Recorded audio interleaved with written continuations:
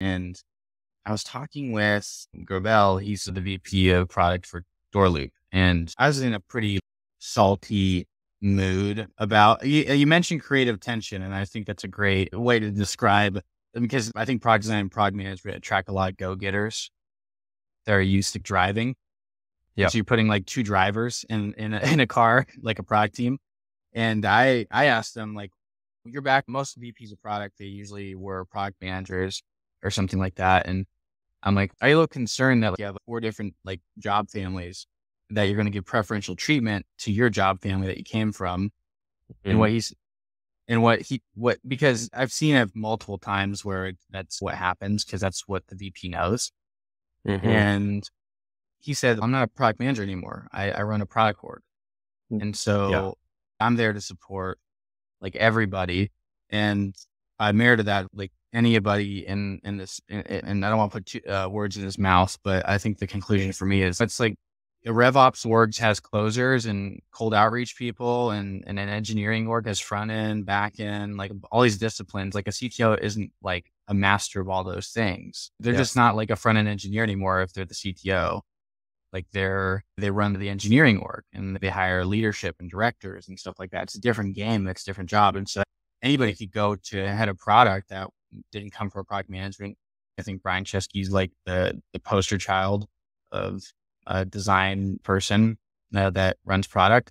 And I really liked that. And then that made me feel more comfortable. I'm like, yeah, I actually think ideally they're the same thing. Like it's the same like business function, right? You're figuring out what's the value prop, what do they care about, crafting the offer, and then designing an experience around how they how you deliver the value of that offer to them.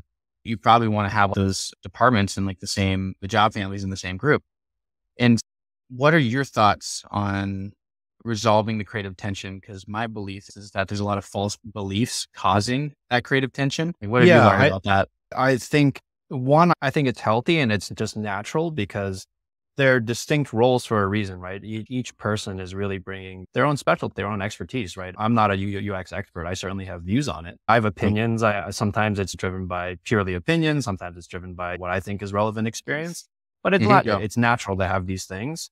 And my view on it is really that the way that you design for this, when I think about organization design, is I want these teams, right, these sub teams, these cross functional teams, the product managers and product designers, see the way as solving it as just making sure that they understand that they share the goal of making the product successful, right? And it's because it's always a mix. It's always a mix of in different times. It's a mix of UX. It's a mix of business goals, right? These are the levers that you have to pull.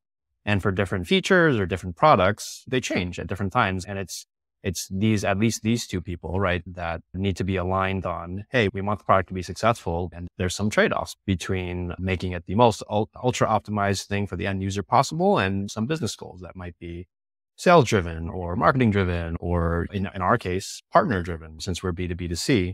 And I'll give you one more of for our particular space, at least where we are now, actually have we have a third contributor to this tension that's really important for us of our tax subject matter experts, right? Because this space can be very complex and a PM and a designer can understand that, but they don't understand it to the level that a CPA does, the significance of a particular moment. And so we actually have this complexity that we also incorporate and we build process around to make sure that we're satisfying, make sure users first, end users first. Okay. Business, also make sure that we're satisfying business. And now we have to also make sure that our set of requirements from, are we saying the right things? Are we pushing the right outcome for tax? That kind of thing, and satisfy that, just because so much of that subject is also needs to be incorporated in the design. And there's so much nuance to it as well. Yeah, I recently just did a product. A big part of Produce Pay is what we do is we provide financial products that are friendly to an agriculture business model, which is usually very cash strapped, low margin, right? And so the two big products are, they address the two different ways you could play the game, right? What's the game we're playing, right? And we'll play the game of produce, right? And really it's just about getting volume up the supply chain, and the size of that volume goes up the closer it gets to a Costco. And so there's two ways to play that game. One is you buy more productive land to grow more, or you buy a product from another farm, but like lower than you in the supply chain, and then you try to do a markup to make some margin. And that's the cheaper option, right? And so we have a product called QuickPay that allows you to factor shipments so that you could like aggregate supply.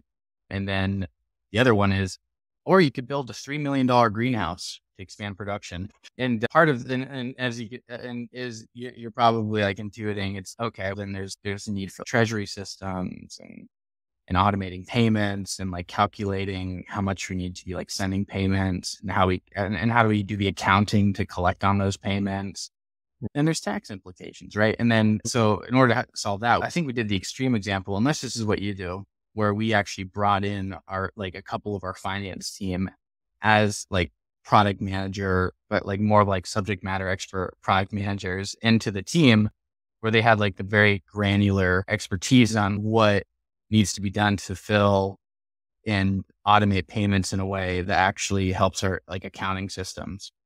And yeah, I always thought, oh, no matter how, like I could always do enough research to understand, but I think there's a reason there's like certifications and regulations around some of these professions we're denying software for. Right. Oh yeah. Like me doing like 12 weeks of research. I'm as competent as a lawyer, right? Like, nah. I think you've definitely hit on I want product managers to be confident, but also know when they need to draw on experts and that kind of thing, especially when it comes to regulation heavy places. Yeah, I think we have a similar dynamic, maybe even a little bit more. We actually have sitting a resident CPAs that are on our team, and they complete this triangle that we have when working on products. And we talked a little bit before about, at least when we're talking about our filing product, it's a large experience for people who have done self-prep filing. They're pretty familiar with it, and they know it's a long experience. At different points, different people drive, right? There are points where it's very tax content and tax logic heavy. And so there, design and product take more of a supportive role of how do we think about it in design systems and things to support the tax SMEs who are there playing more of a product role. They're actually designing some of our flows, designing some of those things, and we're providing a system for them to do that.